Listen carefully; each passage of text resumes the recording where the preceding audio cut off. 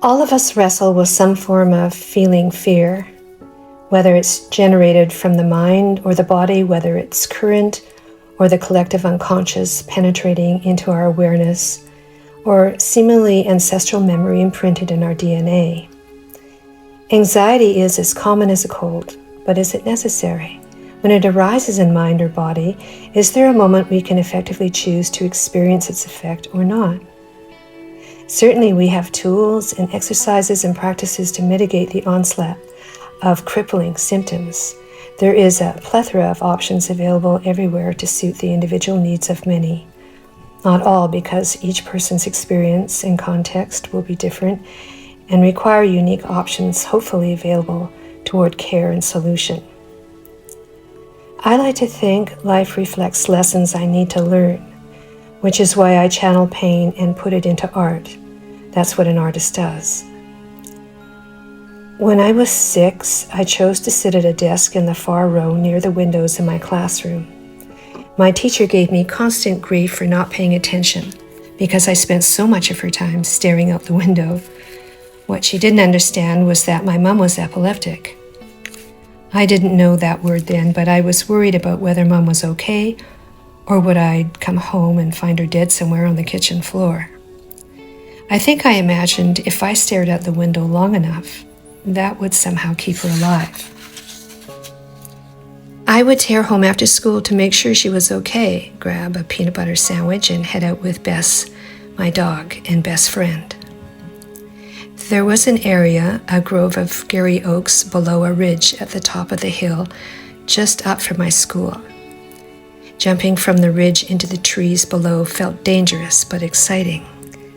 Dropping into a nest of fallen leaves and hearing the crunch of landing safely was thrilling and somehow dissipated the tension I had loaded in class into bliss bouncing around with Bess at the base of the gnarly old trees. And over years, these trees became my friend, and the grove my sanctuary.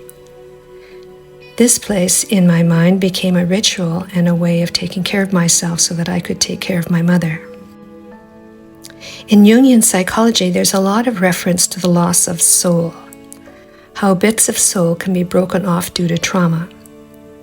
And the frame, as I understand it, from the Jungian point of view, is we have ego under which is personal unconscious material of emotional experiences, and deeper, the collective unconscious which holds psychic experiences recorded there.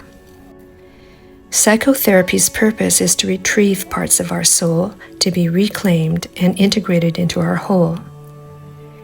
Sometimes this is done with a shaman, whereby the psyche is healed through delivery of plant medicines, their effectiveness dependent on how and why they're used.